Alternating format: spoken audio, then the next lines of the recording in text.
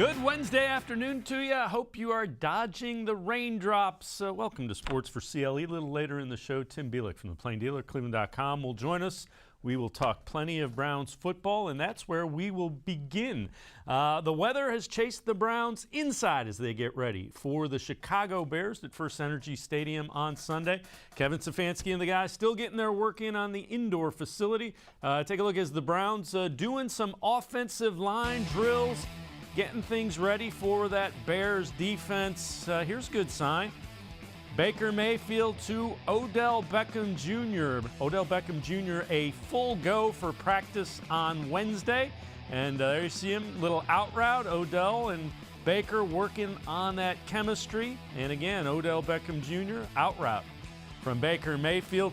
Baker Mayfield trying to make sure that that shoulder doesn't take any hits. Kevin Stefanski talked about not having Jarvis Landry and Odell Beckham Jr. and what's up this week with Odell.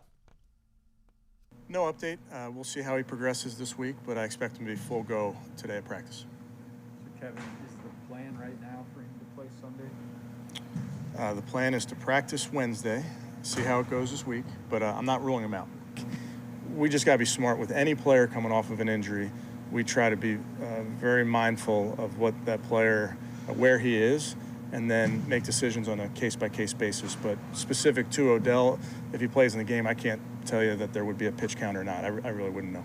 Like anything, you don't replace Jarvis, but guys have to step up, and those opportunities will go elsewhere. Remains to be seen who gets those opportunities, but certainly you lose a player of Jarvis's caliber, you have to have guys that step up. Stepping up for us, Jeff Phelps from 92.3 The Fan. Browns halftime and post-game shows on the Browns radio network. And there you hear it. Odell practiced today. That's about all we can say, which is what you expected. You got to take it day-to-day with him, and they do need to find some guys to step up for Jarvis Landry. No question about that, Dave. They need Odell to come back and be healthy and to be Odell. And I don't know if that's fair to ask. Is it a guy who hasn't played in almost a year, 10 months since having ACL reconstructive surgery? I don't know if that's fair to ask. Other guys have come back. You see them do that. Adrian Peterson's the example of the guy who came back and was phenomenal. Saquon Barkley kind of having a slow go of it coming back. I think that's only fair. But if Odell's ready, put him out there. It's time to go. If he's not ready, Dave, I don't think you should rush him. I really don't. If he doesn't feel right, if they don't think he looks right, give it another couple of weeks and make sure he's good to go when he does go out there. Because once he's out there, you don't want him having any setbacks. You want him out there for the duration. Yeah, and really, he's going to be the only one that knows for sure if he's good to go. Mm-hmm. It's got to be him saying, I feel like I should.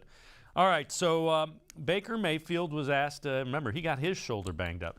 Talked a little bit about getting his shoulder banged up, and Kareem Hunt telling him that on interceptions, Kareem will do the tackling. Here's Baker Mayfield. Hanging in there, attached still. Kareem said he'd like to have you let him handle the tackling going forward. Is that the plan? Well, he needs to get his ass up there and make it happen quicker. You're watching the tape, so Kareem's funny. Hey, I mean, obviously you're a competitor. We know it. And you want to get in there, you want to try to make a play, or you want to pancake a cornerback with one arm. But have any of the coaches said, hey, we don't necessarily need you to take those risks? I mean, I think on the interception, it's more so just be careful on how it's going. There's definitely plays where a defense is going to try and knock you out of the game. It's just the nature of the game, and just be careful. And you have to like Baker's response to Kareem Hunt. You're going to make a tackle, make a tackle. Don't talk about it, right, Dave? Exactly. Get up there and do it. I didn't see anywhere there, so I had to lead the way. But in all seriousness, last thing in the world you want is to lose your quarterback making defensive plays on an interception. That's absolutely right. You admire him for getting in there and trying to make a tackle on the play. Somebody else get in there, please. It's not like Baker's built like Cam Newton. He's built like Baker Mayfield. He's built like Drew Brees. He's built maybe like Russell Wilson a little bit. So just stay out of there. And if it's the difference between a touchdown and not a touchdown, okay, go, please make a tackle. But yeah, absolutely, be careful. But Dave, I think that's part of what endears him to his teammates is that he's got a pretty good attitude about everything when it comes to football. Whatever it takes to win. And I know that sounds trite and cliche, but I think he kind of exemplifies that through most of his actions. I would agree wholeheartedly. And to that point, let's listen in. Baker Mayfield mic'd up against the Texans. Something's wrong with that left shoulder. Nice pop in and out. I popped in and out. We're good. Line 80. That's it.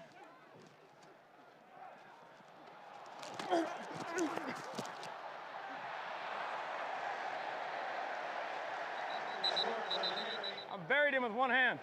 I don't need the left anyway. But to your point, that's why his teammates like him. Yeah, I guess so. If I'm that DB and I didn't see who that was, yeah, I'm gonna remember that one. I buried him with one hand. He did. He's telling the truth. Well, yeah, but if you're the guy who's throwing the ball and not seeing what's coming up behind you, I'd be real careful about anything I said about any defensive player ever. Just be careful. I agree. All right, so on the other side of the ball, Matt Nagy announced that it will not be Andy Dalton as his starting quarterback. Dalton injured, can't go. Here's Matt Nagy. Justin's going to be our starter, and his prep starts, it basically starts right now, and get out there and have a good week of practice and see where that goes. But I know he's looking forward to it, and Andy's been great. He's been extremely supportive, and this is a part of the business, and so now it's a great opportunity for Justin and for all of us as a staff to be able to take this thing and see where he goes with this. And good news, bad news, hasn't started a lot. Bad news is that's another running quarterback, and that has not been a great thing for the Browns defense so far this year. What do you think is more dangerous against the Browns right now? Is it a guy like Justin Fields, a rookie who's getting the start in just his third NFL game where he hasn't played a whole lot, or a guy like Andy Dalton, who, though he's on the back nine of his career, Davis really had some pretty good moments and some pretty good games against the Browns with other teams over the years. I think Andy Dalton's a very competent quarterback. So in this case, I think I'd rather take my shot against the young guy who's getting his first real crack at this thing. And I say that in all sincerity. Clearly, Justin Fields is on track. The thought is he's going to be significantly better than Andy Dalton at some point. I don't know that he's significantly better than Andy Dalton right now. Now, he can do some things better. There's no question about that. But Andy Dalton does other things much better than Justin Fields at this point in Justin's NFL career. So if I'm the Browns, great. I'm bringing all the pressure I can on Justin Fields, and then I'm going to make sure I bring pressure while maybe having somebody shadow him and making sure he doesn't get loose with his feet. Yeah, and again, the only thing that concerns me is Tyrod Taylor and Patrick Mahomes. There were issues with that, so that's fair. All right, Justin Fields talked about, being named the starter. The one thing he hasn't had is those first-team reps in practice, and that could make a difference for Justin Fields against the Browns. I think it was, pretty much even killed. I think I had a good idea that I was, might possibly start. So I wasn't really surprised by it, but just kind of focused and just trying to get prepared for Sunday. Yeah, it's definitely gonna help me. More than last week, of course. Just getting reps with the offense instead of just working with the scout offense. So it's definitely gonna have me more prepared this week, and I'm excited. And again, it's an athletic, mobile quarterback, but to your point, not a lot of experience. Yeah, so I think each guy presents a different set of problems for the Browns. If they don't make Justin Fields uncomfortable, Dave, he probably presents more trouble than Andy Dalton because he can do so many things. But they have pretty good skill position guys too. So the Browns are going to have to slow down their running game with David Montgomery. Justin Fields adds a level to that, clearly, his ability to run the football. And you have Allen Robinson, Darnell Mooney, a couple of good, and Robinson's a really good wide receiver, and Mooney's up and coming. So he has some weapons. I think the key for the Browns, you better make that young guy uncomfortable, and you better try to confuse him. And it's a big day, I think, Dave, a really big day for Joe Woods as defensive coordinator, and then that defensive unit. Because if a rookie quarterback in his first real big-time opportunity shreds you, if you have trouble there, they're going to be real issues. Yeah, I would agree wholeheartedly. And to your point, one of the problems Justin Fields has had that they've identified, he has trouble getting protection schemes and knowing where the pressure's coming from. We have visual proof of this. This is from the last preseason game. Take a look. It just never sees the guy coming. Ooh. And a big hit. And again, that's one of the things when you listen to people who follow and cover the Bears, that's one of the problems that Fields had is, identifying those guys coming free. That guy just comes free, and he never shifted the protection to where he came from.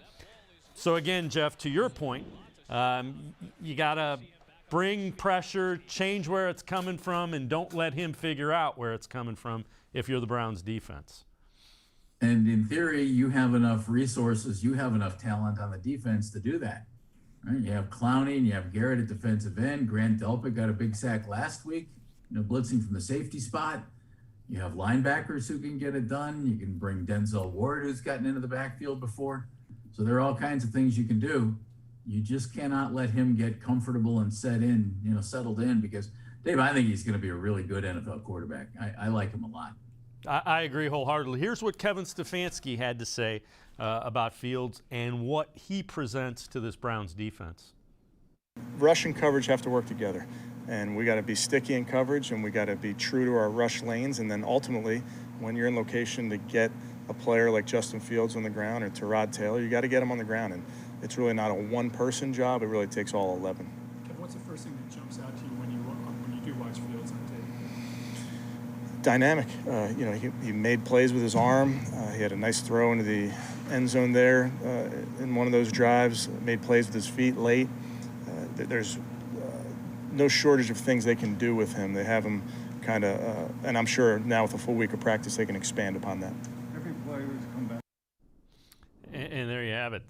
Full week of practice, so the Browns better be ready. Again, it's an athletic quarterback. I like some of the guys around him, Dave, and that really will help him. I mentioned some of those guys, and I think that presents a pretty good challenge, for the Browns defense. And eventually, and maybe now's the time, everybody knew when they signed Andy Dalton, okay, well, then they said, here's our number one guy. Then they drafted Justin Fields. Okay, so Andy Dalton's not your number one guy for long. Everybody knew this was going to happen eventually. Dalton's time, he's dinged up a little bit, so he's not going to go, and we'll see what happens. But if Fields settles in and has a big day, I think the Browns are in trouble, because I like the Bears team. I think they're a team that's up and coming. And remember, Matt Nagy got this job because of what he did in Kansas City, and he was an early part of that Kansas City offense that really got rolling. That's what he's looking for. And there were times when Mitch Trubisky was the quarterback there, Dave, that their offense looked really good. And I know Mitch ended up not being there. He's in Buffalo now as a backup.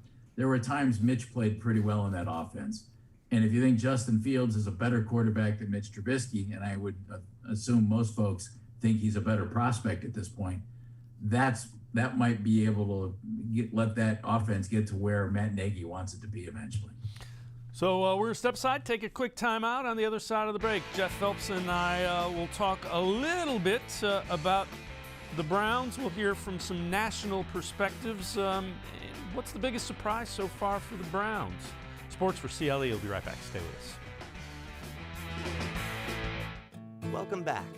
Back to new friends, new classroom, and learning new things. Back to wearing shoes, man, like real shoes. Back to rushing to class. Back to having questions. Lots of questions. Back to vending machine dinners. Back to too much caffeine. Too late at night. But feeling like it was a night well spent. Back to pursuing your dreams and taking control of your future. Come back to go forward. Try C, where futures begin.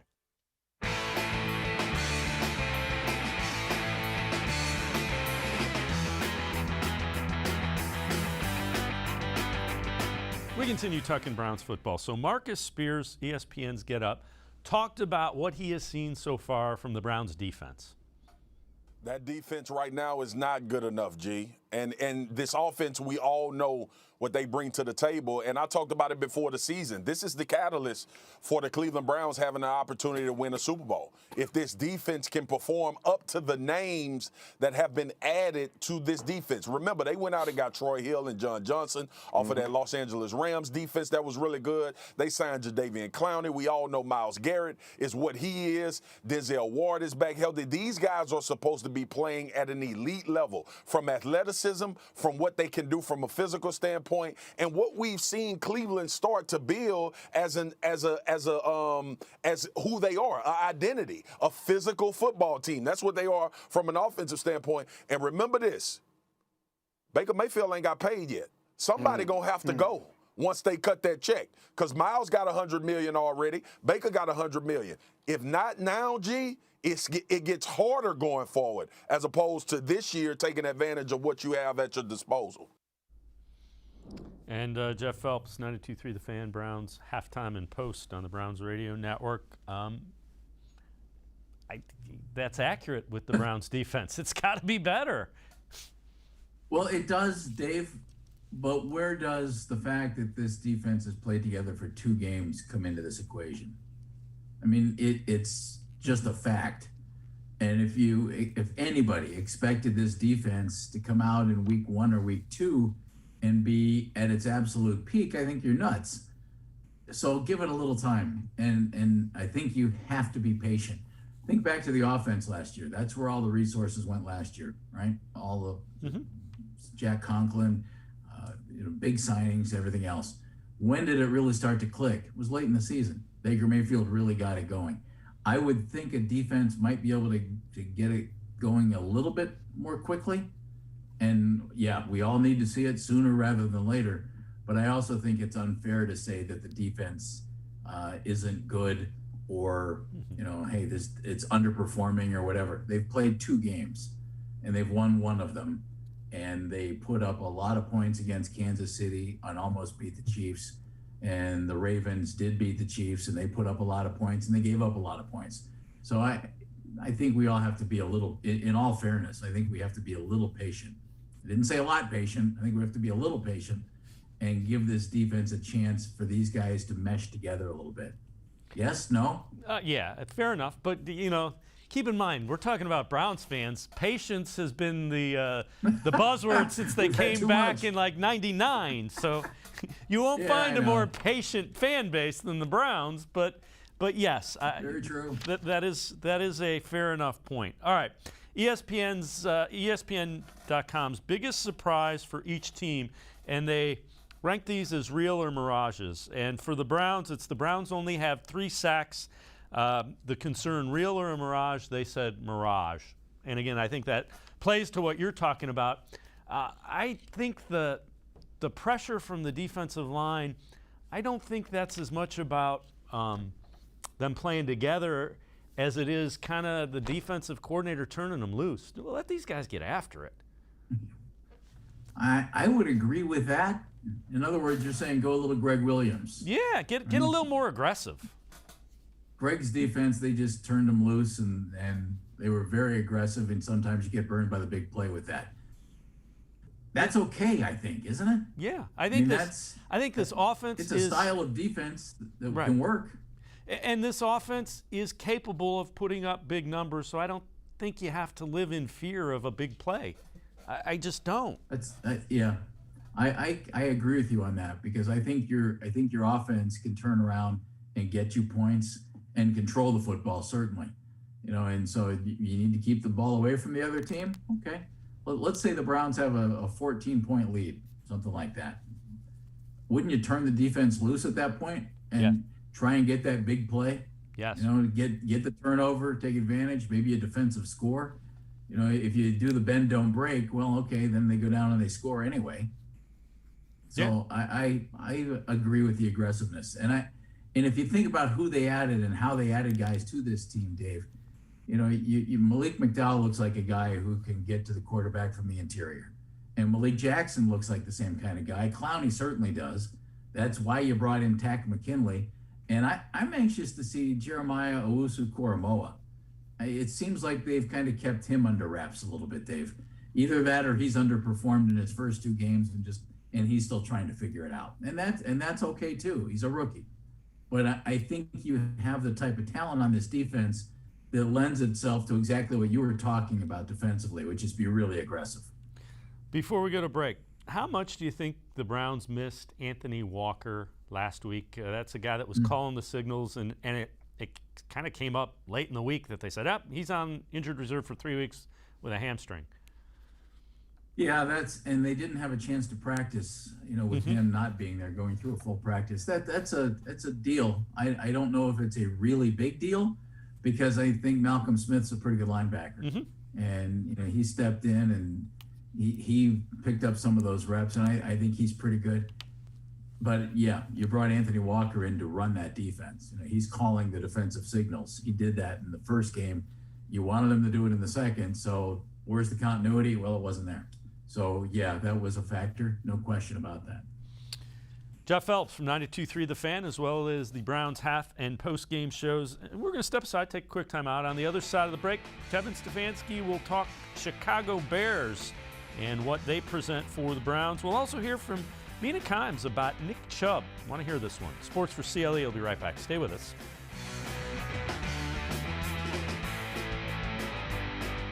The Ohio Lottery Partners in Education program recognizes role model students and teachers from across Ohio. Nominations can now be done completely online. To nominate a deserving teacher or student, go to ohiolottery.com. In the About section, find Partners in Education. There you will find links to the nomination forms. Students kindergarten through 12th grade can be academic all-stars. Teachers can be honored as a Teacher of the Month. The Ohio Lottery Partners in Education, where stars shine.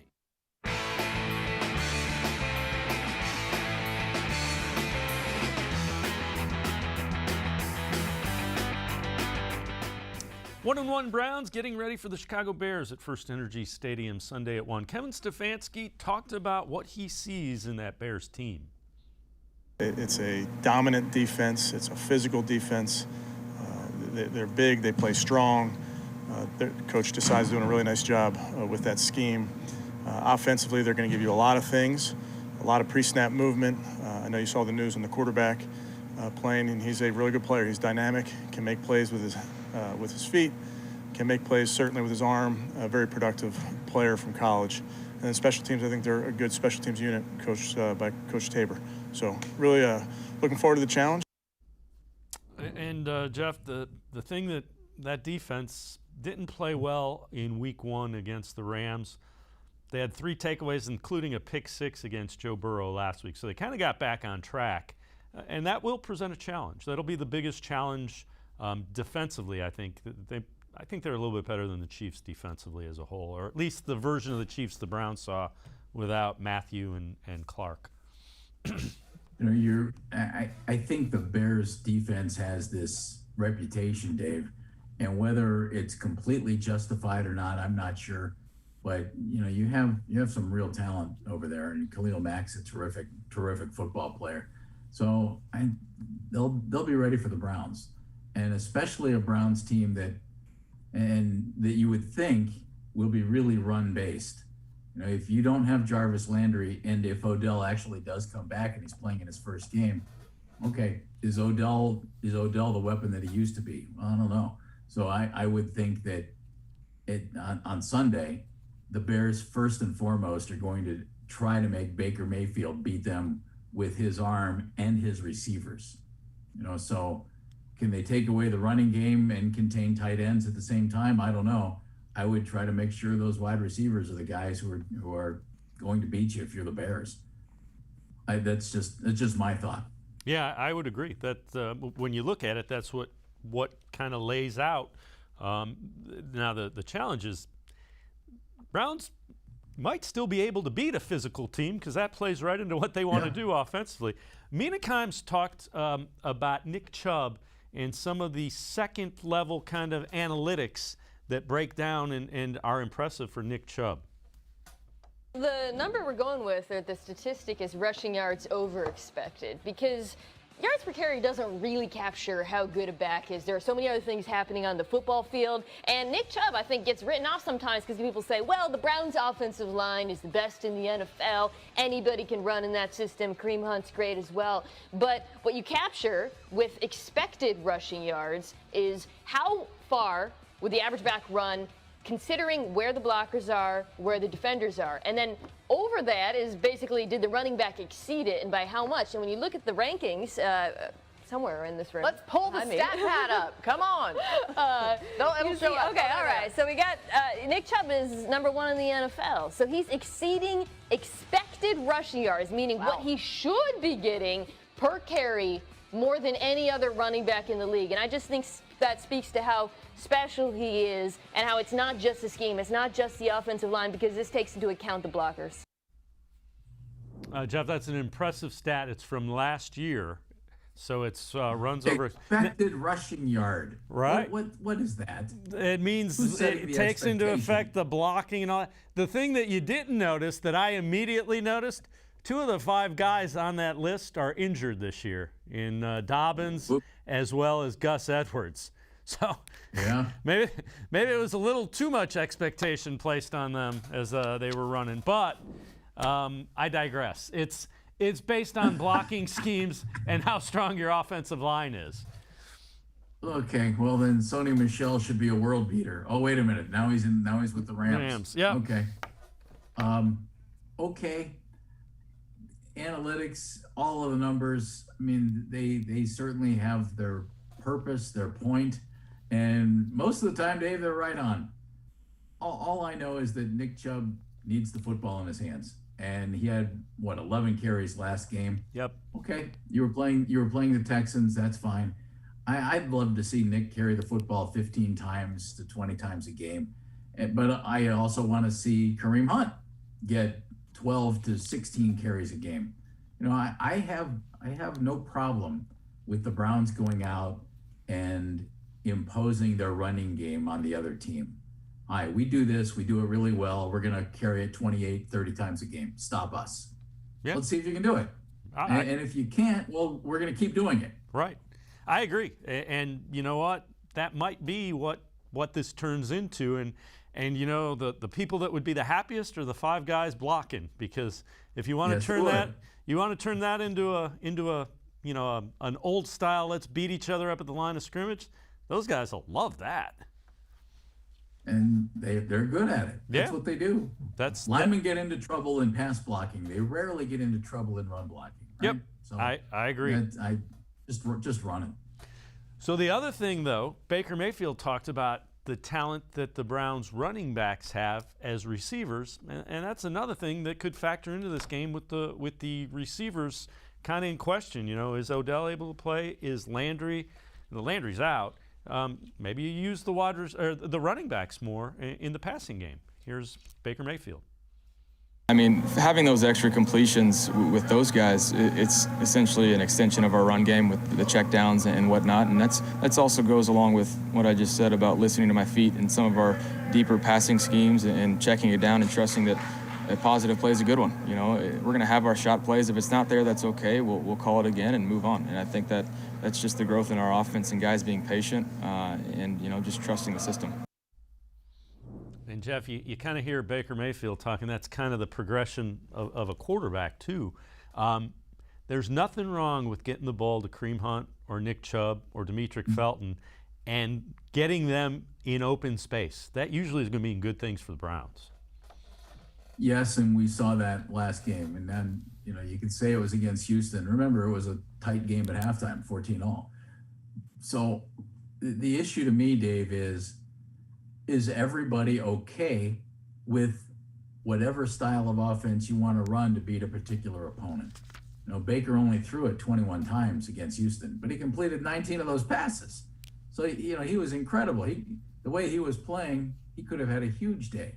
And that led to 5 targets all day for the wide receivers. Now, you didn't have Odell and you didn't have Jarvis after the second play. So the remaining wide receivers had 5 targets. That was it. Yet you won the game and you won it, you know, handily against an opponent that everybody thought you should beat. That's all well and good. They're still an opponent that can beat you, because ask Jacksonville. They beat Jacksonville in week 1. But are the receivers okay with getting 5 targets? Tight ends got a bunch of targets, some carries for the running backs, 11 for Nick, 13 for Kareem. Is that okay? That's what it took to beat Houston. What does it take to beat Chicago? Does that mean this time we 15 targets to the wide receivers? I don't know. But that to me is where this offense can evolve. And what's the evolution of the offense going to be? Can it function as a unit? And I think it can, and I think it will, without players worrying about, hey, we didn't get many opportunities. And regardless of what group that might be in a given week, or what individual that might be in a given week.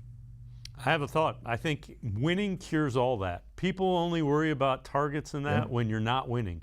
When you're winning, everything is fine, because winning is fun and losing isn't. The other thing, and let's be realistic, winning is a main thing. So is getting paid. And look around that offensive line. Those guys are getting paid. The 2 running backs are getting paid. Jarvis and Odell, done. Austin Hooper has his deal. Those guys are getting paid. So I would think as long as you're winning games and everybody's happy on payday, no reason that you can't have that kind of an offense that, hey, you guys do this, so get ready. We're going to throw to tight ends like crazy today. You guys do this, so we're going to shred you downfield with our wide receivers. And you guys do this, so get ready. Here come Nick and Kareem for 35 carries today. So I think those other factors, Dave, are actually in place for the Browns to have that kind of an offense. And to me, that's a really dangerous offense. Yeah, I agree wholeheartedly. Well, good luck stopping that if they can get everybody happy and on the same page. Jeff Phelps and I are going to step aside, take a quick timeout. On the other side of the break, Baker Mayfield, an 81% completion percentage, almost 82%. We'll hear from him on that, as well as some predictions. Pete Prisco predicting the Browns and Bears game. Sports4CLE, will be right back. Stay with us. When it comes to selling you a mattress, most retailers are handing you a line. A long line of extra steps that drive up costs and create confusion. At the Original Mattress Factory, we simplify the mattress shopping experience by building mattresses and box springs in our own local factories and selling them direct to you. It's short, sweet, and simply makes sense. So experience more than just a mattress store. Experience an original, the Original Mattress Factory.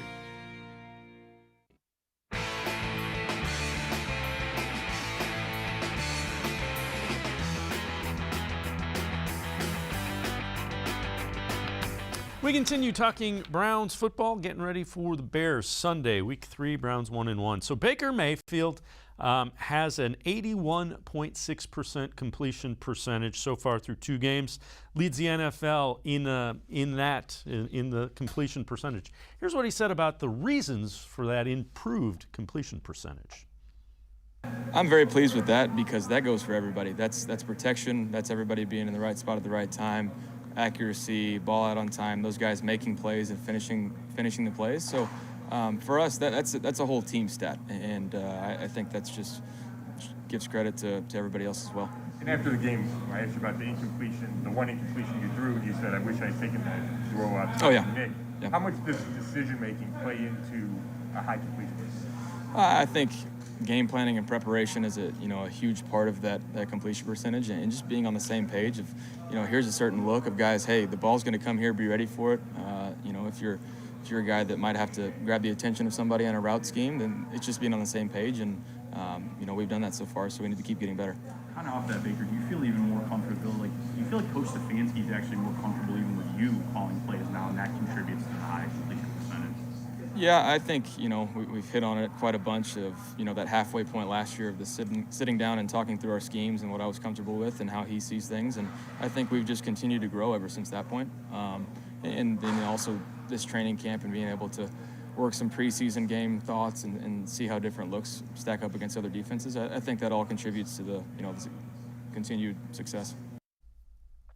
And Jeff, he's looked good. I mean, he has kind of looked the part of what you would expect a veteran quarterback to look like. I know the interceptions, the one against the Chiefs, I believe he was trying to throw it away when he says that. The one against the one Schwartz kind of stopped his route. So those aren't his fault necessarily. He's got to do better late in games, but he is developing into what you want from a quarterback. We have so many weapons on this offense, Dave, and the offensive line is so good. You need a guy to go out there and run it well. You don't need Baker to go out and make play after play after play. You have a lot of guys that can do that. The quarterback has to lead it, and he has to be good. You know, in order for that to work, he has to be good. And I think he's improving. The one thing the key word there, Dave, I think that you just used was veteran. And I don't think people quite realize that yet. This is Baker's 4th season. And the best thing about it is he has the same head coach and the same guy in his ear during the game in Kevin Stefanski. So that's a real critical thing. But he is a veteran player now. You know, what do you don't wait until your 7th, 8th, 9th year to call a guy a veteran. You're right in calling him a veteran here in his 4th year. And I think he's playing like one. And now I've always kind of used this thought with Baker. And I don't know if it's accurate, but I kind of like it. Think about the Dallas Cowboys teams under Jimmy Johnson when Troy Aikman was playing quarterback. Troy Aikman never had great stats. He didn't have to. You know, he had Emmitt Smith, he had Michael Irvin. He had a good offensive line. He had really good players around him. And they ended up becoming a Super Bowl team. And Troy, though was a very good quarterback, never had the gaudy numbers. And I think Baker might end up being that kind of a quarterback, Dave. He's probably not going to have gaudy passing numbers when he can hand off to Nick Chubb and Kareem Hunt.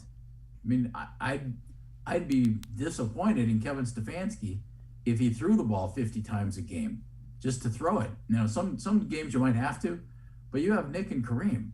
So I think Baker's numbers are never going to be indicative of what he actually means to the offense, if that makes any sense. Yeah, and I would agree. If you have 2 running backs, there's no need to throw the ball 50 times. You know, you use your battering ram. You don't need to go up in the air.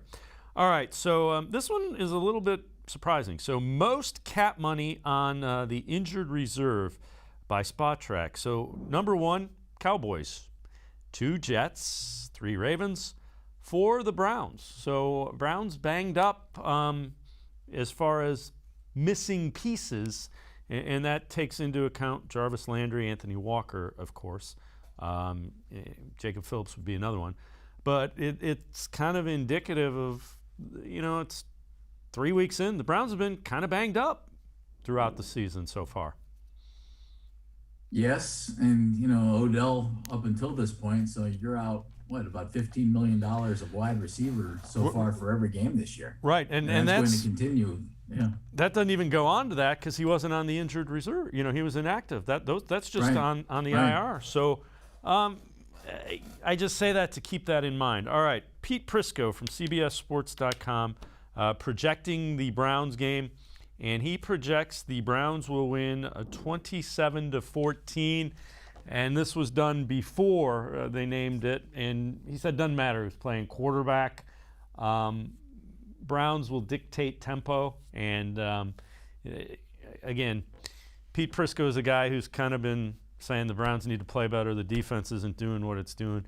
And from here, it appears to say this is the week he thinks they put it all together. Reaction to Browns by 13. I think that's fair. I think they have a chance to do that, Dave. And we talked earlier about patience with the defense. Patience is critical, but progress is critical too. You know, I think we need to start seeing that defense, you know, just keep going uphill. And even though it's just one extra game this year, that 17-game season makes this thing feel that much longer. You don't want to be peaking in week 2 and 3, and I don't know that you can maintain a level of that type of play if you hit it so early. So everything should continue to progress, and the defense calls for patience. I think the offense just calls for maybe repetition more than anything. Just keep it going, get used to it, make these guys work as a unit even more, and see where that goes. But I don't think Prisco is wrong. I think the Browns should beat the Bears, and they should beat them, I would think, handily.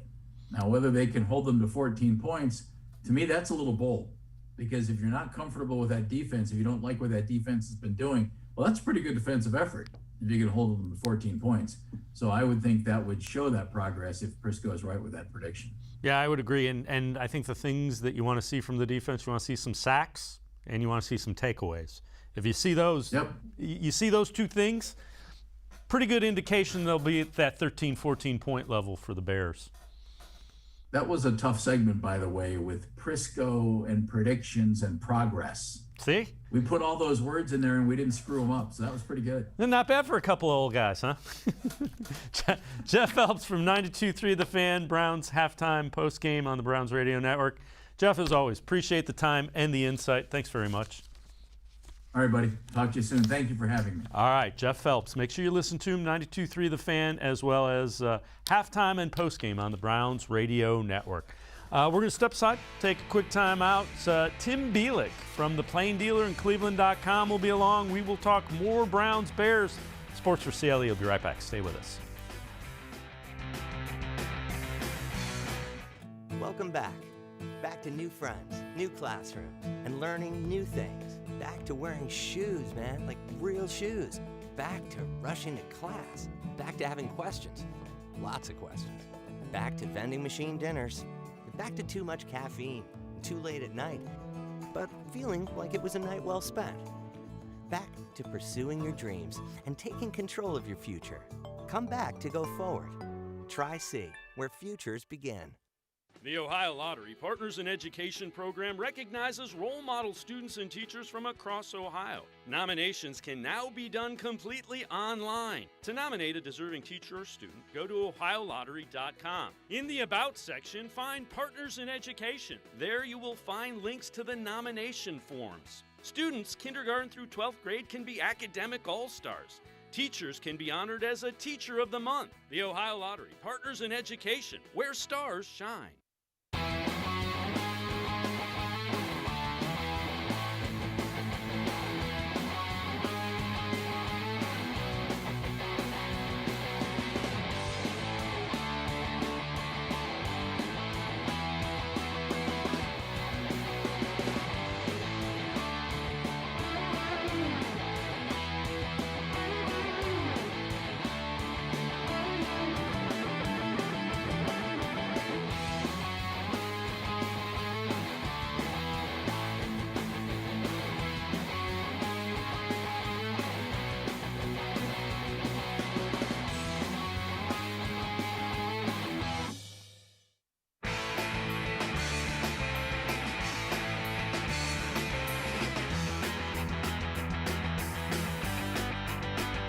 We continue talking Browns football. Browns getting ready for Week 3, 1-1. They will host the Chicago Bears over at First Energy Stadium Sunday at 1 o'clock. Let's welcome in Tim Bielik from the Plain Dealer as well as cleveland.com. So, Tim, Bleacher Report comes out with NFL playoff hopefuls that should be concerned heading into Week 3. Browns are one of 6 teams listed. So they say the Browns, Packers, Colts, Chiefs, Steelers, 49ers. Reaction, concerned? At the way they've played in the first couple of weeks? I don't know if concerned is necessarily the right word for it. I'm more of like intrigued / kind of just waiting to see what kind of unfolds and what kind of happens, particularly with the defense. I mean, we all know they did not play well against the Texans. I mean, you can look at that about 10 different ways, whether they were just out schemed, whether there was some kind of natural hangover from the Chiefs game in Week 1. There's all kinds of things you could look at it as. I mean, the bottom line is, you know, this is a 1-1 football team. They're in first place in the AFC North. You got 15 games left in the season, a team that should be getting better as it goes along. It's still way too early, I think, to make a lot of bold declarations about where a team is, because it's only Week 2. We still don't know where all these teams are. We still don't know really how good they are. It takes a couple games to kind of figure out, you know, who's really good and who's not really good. So just needs a little more time, I think, for everything in this league to kind of sort out a bit. Yeah, that's fair enough. And you bring up the Chiefs hangover. That's could be quite possible. All right. Jeff Saturday was on ESPN's Get Up, And again, he addressed the Browns' defense and what he expects from it. They are a team that's going to get it done. Listen, I said this even after they lost in week 1. This is a good football team. To me, this falls into the maturity category, right? They played a Texans team. You look at their roster, they're not very good. They're going to play hard. And a team who isn't accustomed to winning a bunch of games, they started slow. It just wasn't a pretty win. Guess what, folks? Cleveland ain't going to win pretty all the time. You know what travels? That offensive line and those 2 running backs. You know what that does for your defense? It keeps them fresh. You know what that's going to happen as the season progresses and as this defense gets better and better? This team will get better and better. Again, we got to pump the brakes on expecting these defenses to just shut everybody down. A lot of it is film study. You don't have a whole lot to look at from the opposing offense. There's a lot of things to settle down. I like this Browns team, and I'm telling you, the guys that Swagoo just mentioned, they will play. Man, I'm telling you, players play. They are good football players. Yeah. They will begin to pick it up. It's just it started slow for them. And Tim, that's coming from a longtime offensive lineman, and Jeff Saturday is one of the guys I respect, and I think he knows what he's talking about. He makes some very valid points. Yeah, and the way I've always looked at this defense is kind of similar to in 2014 when LeBron and Kevin Love came to the Cavs to join Kyrie Irving. Everybody thought, oh, they're going to be awesome. They're going to be amazing from day one and just run through everybody. But, you know, they were not very good to start the season. I think there were something like 19-20 by about the halfway point of the season before they really turned it around and picked it up. And I think the defense could be something similar. I mean, this was an overhaul. This isn't just taking out 1 or 2 guys and, you know, changing a couple of positions. This is change at all 3 levels of the defense. New starters across the board. I think it's 8 or 9 new guys that we're bringing in to start. So, I mean, maybe expecting them to be elite day one is asking a lot. And I think maybe in that Texans game, there was some indecisiveness from a lot of guys, even guys that have been around before, because, you know, you don't know what the guy behind you or next to you is going to do, what their tendencies are and all these different things. So it seems like there's thinking more than reacting. And that's something that really is only cured with in-game reps. So I think certainly by week 6 or week 7, you would hope this defense is kind of back on track, figuring out an identity. I mean, this is just the growing pains of a unit that really didn't practice together much at all in training camp. Now just trying to figure each other out. And Kevin Stefanski was asked today, is it just a matter of you have to be patient? Here's what Kevin Stefanski said about the defense. Yeah, I think certainly with younger players, you're going to have some growing pains, offense, defense, and special teams. But listen, we want to make sure that we're playing good, sound defensive football. We've done that at a bunch of moments, and then there's some moments that we just got to clean up, and we recognize that. And the players and the coaches, we're working hard to make sure that we get better as the season goes on. And one of the things that he said specifically was on third downs, they have to be better on third downs specifically.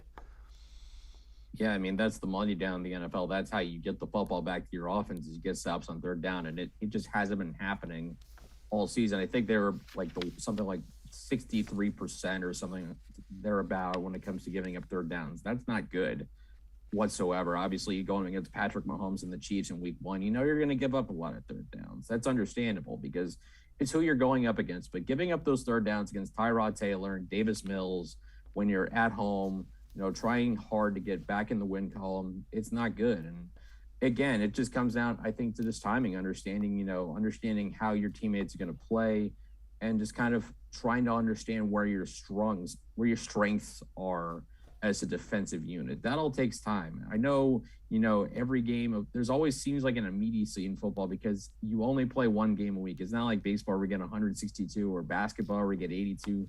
There's 17. That's still a long time. That's 18 weeks. That's 4+ months of football. There's a long way to go.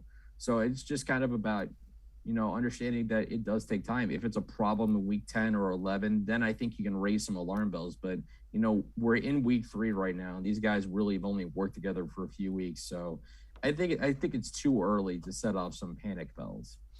Who do you think has played well on the defensive side of the football? We've said, there have been guys that haven't. Who has stood out as somebody you think has really played well? I think Malik McDowell, has really kind of picked up his play, continue to kind of pick it up where he's left off in the preseason.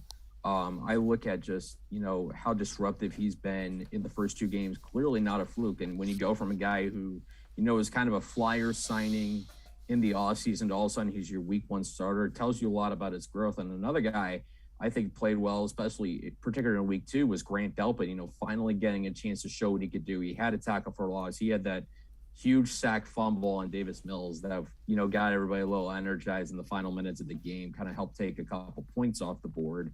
I kind of want to see what he does more. I'm fascinated to see how he plays because all we ever saw from him at LSU was just he was a guy who made plays, whatever you asked him to do, whether you asked him to blitz, whether you asked him to cover, whether he's asked to play the run. He's supposed to be able to do all those things. I know it may be a lot to ask of a guy like a year removed from a torn Achilles to do those things, but I'm fascinated where he goes from here. Tim Bielik from the Plain Dealer and cleveland.com and I are going to step aside, take a quick timeout on the other side of the break. Kevin Stefanski, Baker Mayfield, talking Bears defense. We'll also take a look at some quarterback rankings. Sports for CLE will be right back. Stay with us. Welcome back. Back to new friends, new classroom, and learning new things. Back to wearing shoes, man, like real shoes. Back to rushing to class. Back to having questions. Lots of questions. Back to vending machine dinners. Back to too much caffeine, too late at night, but feeling like it was a night well spent. Back to pursuing your dreams and taking control of your future. Come back to go forward. Try C, where futures begin. When it comes to selling you a mattress, most retailers are handing you a long line of extra steps that drive up costs and create confusion. At the Original Mattress Factory, we simplify the mattress shopping experience by building mattresses and box springs in our own local factories and selling them direct to you. It's short, sweet, and simply makes sense. So experience more than just the mattress store. Experience an original, the Original Mattress Factory.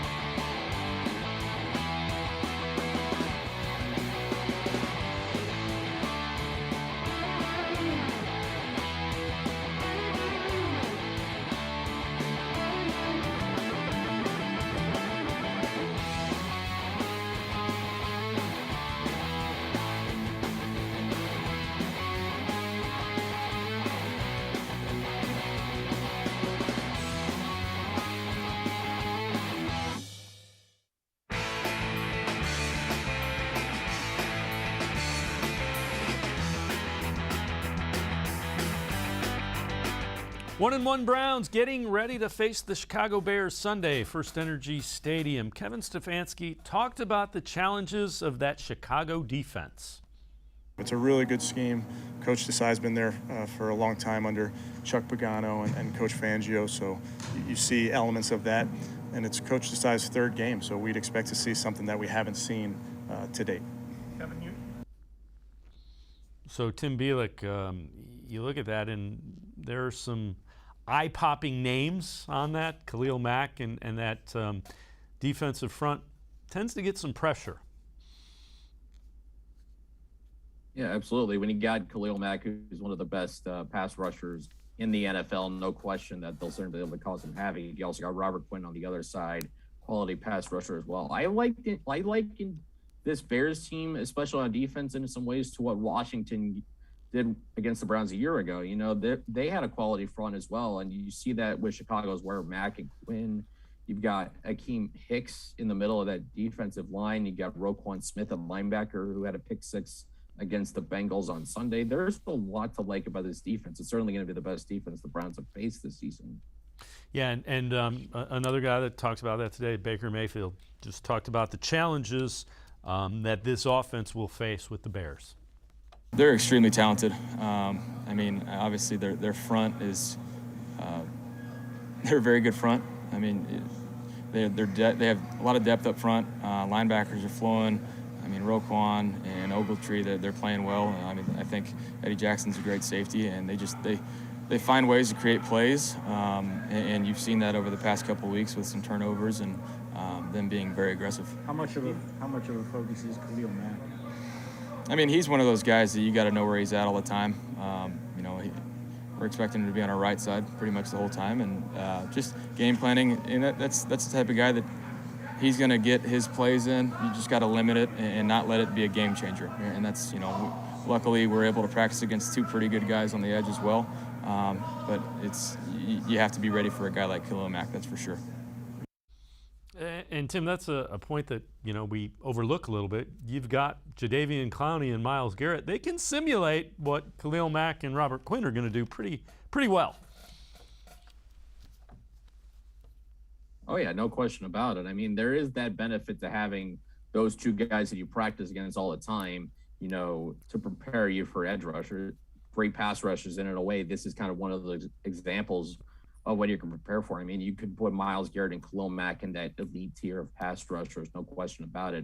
And it's going to be a test for these tackles. We know Jack Conklin had some struggles in week 2 against the Texans. Whoever plays on the left side, whether it be Jedrick Wills or Blake Hance, they're going to have their hands full as well. So it's really going to be up to the offensive line just to be able to hold steady. We know the Bears are also a very good run defense as well. So the Browns are going to, they're going to have their hands full basically when it comes to handling the Chicago defense. It's just going to come down to some patience from Baker Mayfield, I think, understanding that, they're going to get some plays because that's how good they are. And remember, this was a playoff team a year ago, largely because of the way this defense plays. So you're going against a quality defense. It's just about taking advantage of the opportunities that are presented to you, and just simply, as the old adage goes in football, taking what they give you. Yep, I would think some timely screenplays may factor into it with the way they get after the quarterback as well. All right, CBS Sports.com, Cody Benjamin ranking the quarterbacks. Mahomes 1, Wilson 2, Brady 3, Rodgers 4, and Prescott 5. So Josh Allen falls down to number 9, Lamar Jackson number 10, Tannehill 11, Baker Mayfield 12. I think you can make a case for Baker the way he's played a little bit higher, but I get, you ding him because of late in game kind of things. But so the week 3 quarterback power rankings see kind of Mayfield at 12, which is about where he was. Tannehill, Jackson and Allen kind of falling, which I could see as well. Yeah, I mean, those two guys really haven't performed up to the standard of past couple seasons. We know Lamar has had a couple bad turnovers, had the one that cost Baltimore the game in Vegas in week 1, had the pick 6 to start week 2 against the Chiefs. Obviously, he made up for that by having a tremendous close to finally beat Patrick Mahomes. Josh Allen hasn't quite put up the numbers that you would expect, but I mean, it's early for him too. And Baker being 12, I think he's certainly could be in the mix for the top 10. I kind of agree with you that there's reasons why he's not. Obviously, the ending of the Chiefs game has something to do with it. I think the fact that he's only got 1 touchdown pass also has something to do with it as well. And the thing I think about with that is I kind of don't really look at that as a limiter, because really what the Browns have done, in particular in the red zone, what I did the math on this, 6 for 7 scoring touchdowns in the red zone. I think all 6 were rushing touchdowns. They're not going to score all their touchdowns in the red zone. And we know Baker is a very good red zone quarterback. So we know there's going to be opportunities for him to throw in the red zone to get those touchdowns. It's just been, circumstances where the run game has just been really good in the red zone, where they haven't needed to throw, where they haven't asked Baker to really make those type of passes. But I think over time, they run more play action or whatever inside the 20, they'll give Mayfield chances to rack up those touchdowns. Yeah, and you know what? 6-7 touchdowns is pretty good. So don't turn the ball over the red zone. Make the plays you should make. All right, before I let you go, what do you think? Browns and Bears prediction? I've got it I've got it 28-20. I apologize, internet connection's been a little. So 28-20, huh? Browns 28-20? Yes, I'm sorry. I should have said Browns 28, Bears 20. I think, it's just the defense that the Bears got. They're going to keep them in the game. I think, they're going to get theirs. They're going to make some plays. They're going to make life difficult for Baker Mayfield. I do have some concerns, about the defense, how well they can play against Justin Fields in his first start. I mean, we saw the problems they had with Tyrod Taylor. I expect, a pretty safe plan for Matt Nagy in Justin Fields' first start to kind of protect him a little bit. He's gotten sacked a few times. So I think there could be situations where you want to try and force him into 3rd and long and find a way to force him to hold on to the ball too long before he decides to use that speed. And we know he's got tremendous speed. Anybody who's watched Ohio State football for the last 2 years knows Fields can run, and probably in more ideal circumstances, more depth, probably would have run a lot more in college than he ended up actually running. So Fields presents different challenges than Andy Dalton. I do personally think that the Bears have a better chance to win now that Fields is starting, just because I think he gives you more than Dalton does. But the Browns have enough talent, I think, less question marks at quarterback, and of course the home field advantage. They should be able to get it done. I think it's going to be a pretty close game all the way throughout. Tim Bielik from the Plain Dealer and cleveland.com. Appreciate the time and the insight. Thanks very much, Tim. Got it. Thanks for having me, guys. All right, Tim Bielik. Make sure you read them in the pages of the Plain Dealer as well as cleveland.com. That'll do it for this edition of Sports for CLE. We'll see you again back here tomorrow at 4 o'clock. Scott Patrick, Browns beat reporter, scheduled guest. We'll see you again tomorrow at 4. Have a great night, everybody.